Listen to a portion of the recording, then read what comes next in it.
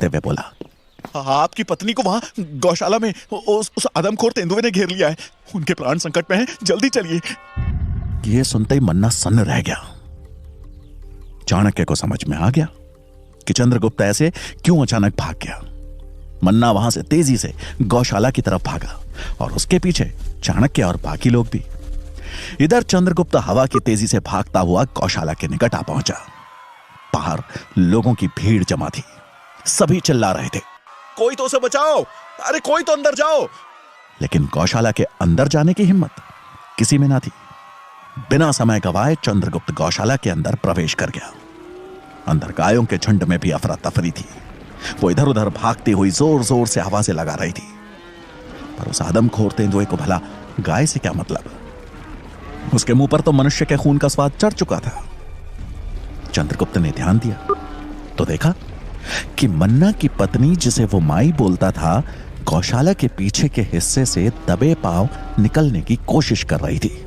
लेकिन उसे अंदाजा नहीं था कि उसकी हरकत पे तेंदुए की नजर पड़ चुकी है। चंद्रगुप्त ने यह भांप लिया कि अब उसकी माई की जान खतरे में पड़ने वाली है और उनको बचाने के लिए उसके पास ना के बराबर समय है।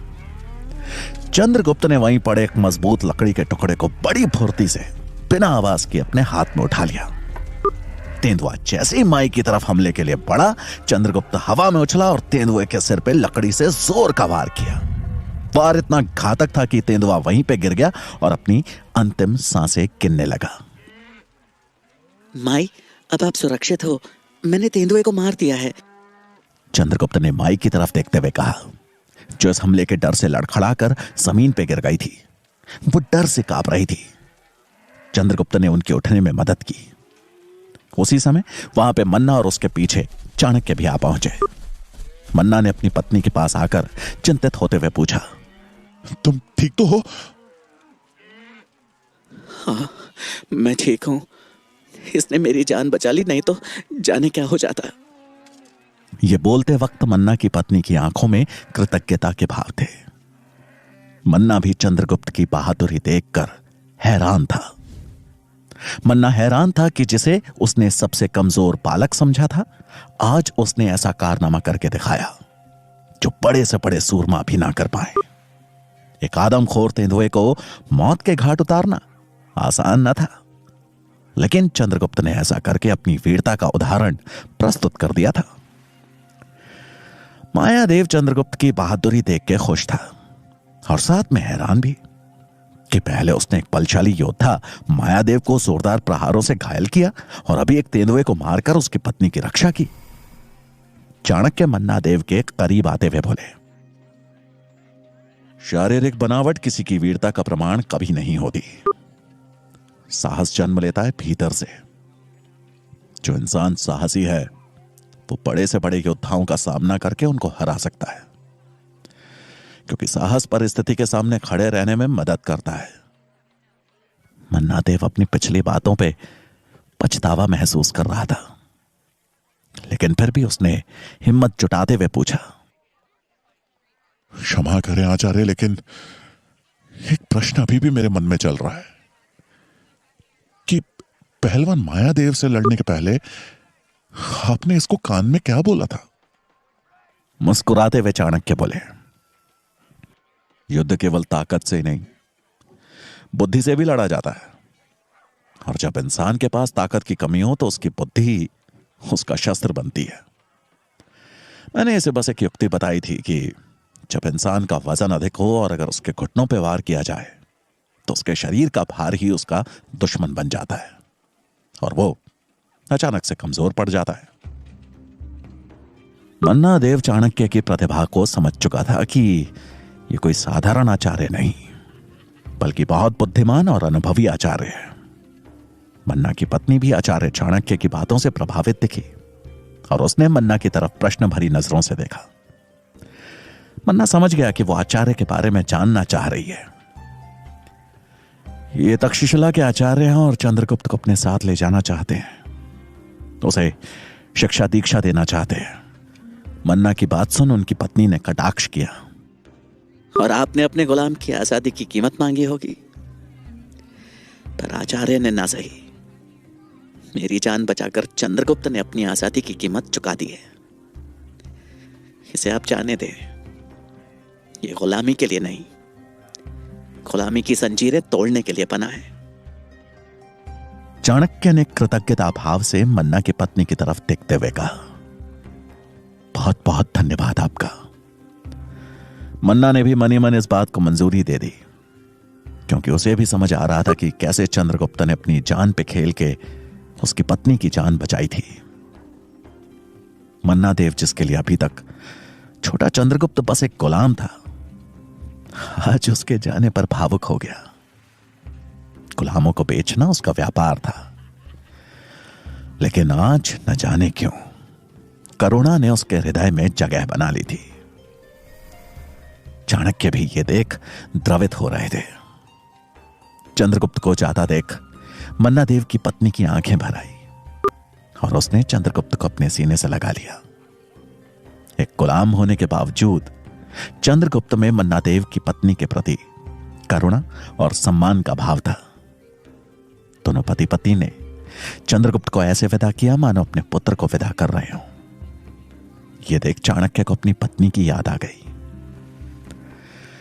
चंद्रगुप्त और चाणक्य उनसे विदा लेकर वहां से चल दिए। चाणक्य को अब तक्षशिला जाने से पहले अपनी पत्नी यशोधरा से मिलना था, जो कि कुछ समय से अपने मायके में थी। उनका मायका मगध की सीमा के समीप बसे एक छोटे से गांव में था। चाणक्य अब अपने ससुराल की तरफ चल दिए। रास्ते पे चलते हुए चाणक्य को यशोधरा की चिंता सता रही थी। उनके मन में अनेकों सवाल उठ रहे थे। अगर यशोधरा तक धनानंद के दरबार वाली खबर पहुंच गई होगी, फिर तो वो किस हाल में होगी।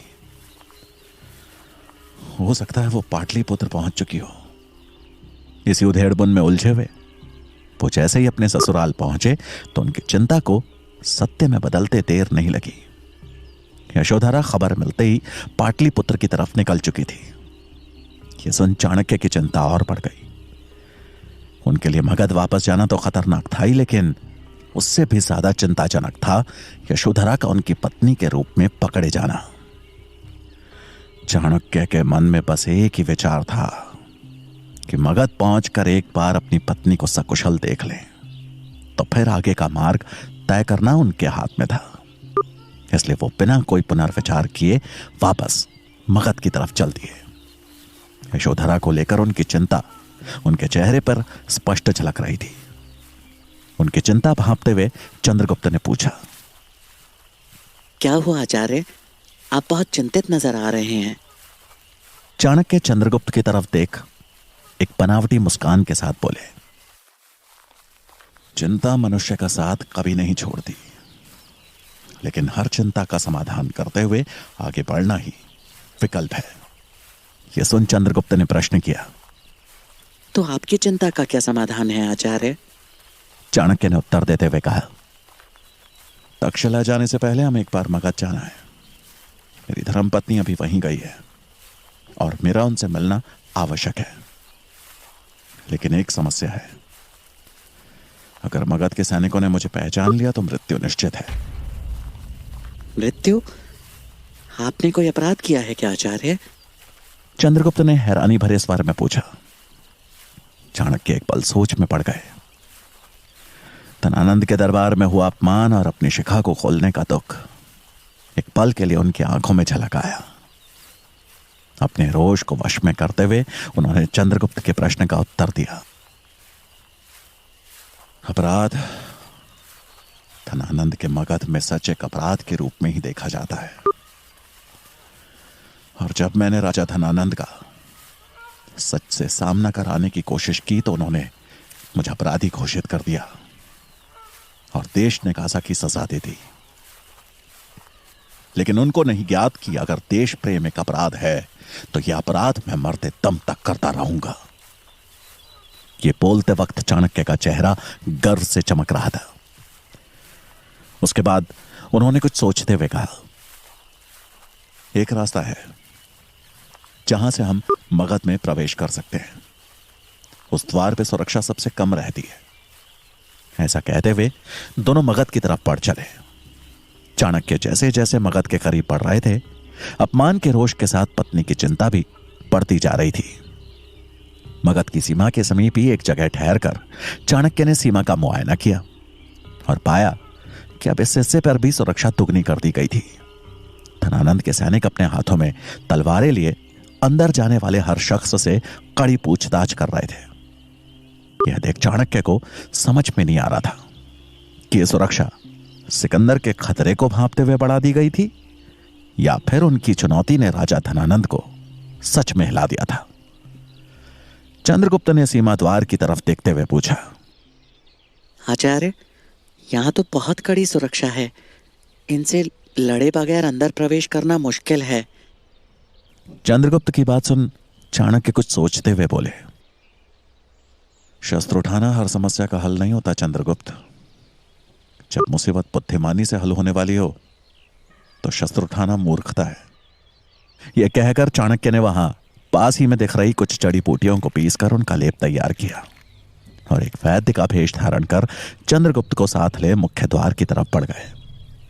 चाणक्य भी अन्य नागरिकों की तरह कतार में लग गए कि तभी एक सैनिक ने कतार में उनके आगे खड़े पुरुष को अचानक से कुछ पूछताछ के बाद बंदी बना लिया।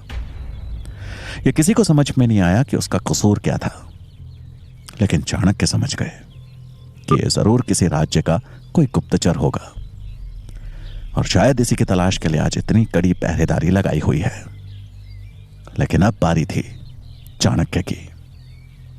इससे पहले कि वो सैनिक चाणक्य से कोई प्रश्न करता, उन्होंने उसके सामने लेप रखते हुए उसे नमन किया और बोले, इससे पहले कि आप मुझसे प्रश्न करें, मैं आपसे विनती करता हूं कि अपने हाथ पर हो रहे इस घाव पर यह लेप लगा लें।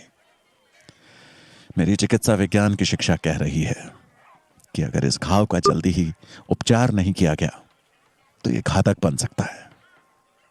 आप एक कर्तव्यनिष्ठ सैनिक हैं और एक आचार्य होने के नाते मेरा प्रथम दायित्व है मेरे और मेरे परिवार की रक्षा कर रहे सैनिक की हर संभव सहायता करना। चाणक्य की बात सुन वो सैनिक एक पल के लिए अचंभित रह गया, लेकिन उनकी आंखों में झलक रहे सत्य और करुणा के भाव को देख उसने बगैर कोई प्रश्न किए चाणक्य का धन्यवाद किया और उन्हें प्रवेश करने की अनुमति भी दे दी। अब चाणक्य चंद्रगुप्त के साथ अपने घर के निकट पहुंच गए, लेकिन गली में मुड़ने से पहले ही अचानक उनके कदम ठहर गए। चंद्रगुप्त ने हैरान होते हुए पूछा, क्या हुआ आचार्य, आप यूं अचानक रुक क्यों गए? चाणक्य ने इधर उधर देखते हुए कहा, धनानंद के गुप्त सैनिक मेरे घर के आसपास हो सकते हैं, जो संभवतः मेरी ही प्रतीक्षा कर रहे होंगे। तो अब क्या करें आचार्य? चंद्रगुप्त ने कहा, एक उपाय है, तुम एक भिक्षुक के वेश में मेरे घर जाओ। अगर कोई सैनिक यहां पे पहरेदारी दे रहा होगा तो खुद ही पता चल जाएगा। चाणक्य ने चंद्रगुप्त की तरफ देखते हुए कहा। चंद्रगुप्त ने हामी भरी और एक तरफ चल दिया। वो कुछ ही पलों में चाणक्य के घर के बाहर था। उसने हर तरफ नजर दौड़ाई, लेकिन वहां पे ऐसा कोई भी सैनिक या फिर गुप्त सैनिक नहीं दिखा। चंद्रगुप्त ने कुंडी खटखटाई और कुछ समय बाद यशोधरा ने दरवाजा खोला। यशोधरा का चेहरा चिंता में जैसे पीला पड़ चुका था। अपने स्वामी की कोई खबर न मिल पाने की चिंता उसके चेहरे पर साफ दिख रही थी। माता, कुछ भिक्षा मिलेगी? चंद्रगुप्त ने बड़े सहज अंदाज में कहा। यशोधरा का मन अंदर से विचलित था, लेकिन घर पर आए भिक्षुक को खाली हाथ तो नहीं भेज सकती थी। उसने एक मुस्कान के पीछे अपने दुख को छिपाया और चंद्रगुप्त को देखकर बोली, अवश्य पुत्र, घर में थोड़ा अनाज है, मैं लेकर आती हूं। फिर अचानक जैसे उसकी नजर चंद्रगुप्त के सूखे होठों पे पड़ी और उसने वो देखकर कहा, लगता है काफी देर से भटक रहे हो, तुम रुको, मैं अनाज और पानी दोनों लेकर आती हूं। ये बोलते हुए यशोधरा अंदर चली गई। चंद्रगुप्त यशोधरा की हालत देखकर हैरान था और साथ में चिंतित भी। यशोधरा की बनावटी मुस्कान के पीछे का दर्द चंद्रगुप्त को साफ नजर आ रहा था। कुछ ही समय में यशोधरा एक कटोरी में अनाज और पानी लेकर दरवाजे के पास आई तो सामने खड़े चाणक्य को देखकर खुशी से पागल हो गई। उसके हाथ से पानी का लोटा छूट गया। चाणक्य भी अपनी पत्नी को सकुशल देखकर खुश थे। दोनों की आंखों में आंसू छलक आए। आप कहाँ थे? आप, मैं कितनी चिंतित थी। कहाँ चले गए थे आप? और ये बच्चा, ये आपके साथ है? यशोधरा ने अचानक से जैसे प्रश्नों की बाढ़ सी लगा दी। अपनी चिंता जताते हुए चाणक्य बोले, लेकिन तुमको यहां नहीं आना चाहिए था यशोधरा। चाणक्य और चंद्रगुप्त दोनों अंदर आए। यशोधरा ने हाथ के इशारे से थोड़ा समय मांगा और तुरंत देवी की मूर्ति को प्रणाम करते हुए उनका धन्यवाद किया। उसके बाद वो नम आंखों से चाणक्य और चंद्रगुप्त के सामने आ बैठी। चाणक्य ने अपनी पत्नी के सवालों का एक एक करके उत्तर दिया और धनानंद के दरबार में हुए अपमान और फिर चंद्रगुप्त के मिलने के बारे में सब कुछ विस्तार से बताया। और फिर अंत में कुछ सोचते हुए बोले, यशोधरा, मुझे लगता है कि ज्योतिष माध्वाचार्य की भविष्यवाणी सच होने वाली है। मैं राजा तो नहीं बना, लेकिन मैंने इस बालक को राजा बनाने का प्रण जरूर लिया है और मैं इसे पूरा करके रहूंगा। उनकी खुली शिखा देख यशोधरा बोली, मुझे विश्वास है कि इस खुली शिखा को बांधने का मौका आपको अति शीघ्र मिलेगा। यशोधरा अपने पति को अच्छे से जानती थी कि अगर वो किसी चीज को ठान लेते थे तो उसे पूरा करके ही छोड़ते थे। वो भी अभी अपने पति के इस निर्णय में भागीदार थी। लेकिन सबसे ज्यादा खुशी उसे यही थी कि चाणक्य सुरक्षित थे, उसके पास थे, क्योंकि पूरे नगर और दूर गांव तक फैली अलग अलग अफवाहों ने उसकी रातों की नींद उड़ा दी थी। कुछ लोग तो कह रहे थे कि धनानंद ने किसी ब्राह्मण को मृत्युदंड की सजा सुनाई है, और कोई कह रहा था कि एक ब्राह्मण ने जब धनानंद का अपमान करने का साहस किया तो उसने उस ब्राह्मण को बंदी बना के कारागार में डाल दिया है। लेकिन आज सच को सामने से जानकर उसे तसल्ली थी। अपने पति को सुरक्षित देख उसे खुशी हो रही थी। रात को जब यशोधरा भोजन की तैयारी कर रही थी तभी चाणक्य रसोई में आए। उनके हाथ में एक प्याले में रखा गाढ़ा सा पदार्थ था, जिसे देखकर यशोधरा ने उत्सुकतावश पूछा, ये कैसी औषधि लेकर आए हैं आप? आपकी तबीयत तो ठीक है ना? औषधि नहीं, विष है ये सुनकर यशोधरा सन्न रह गई और संदेह भरे भावों में उसने पूछा, विष? लेकिन ये किस लिए स्वामी? ये चंद्रगुप्त के लिए है। एक बालक को जहर देने की बात जानकर यशोधरा के होश उड़ गए। उसे नहीं समझ आया कि चाणक्य ऐसा क्यों बोल रहे हैं। एक छोटे से बालक को इतना घातक जहर देने की बात क्यों कर रहे हैं वो?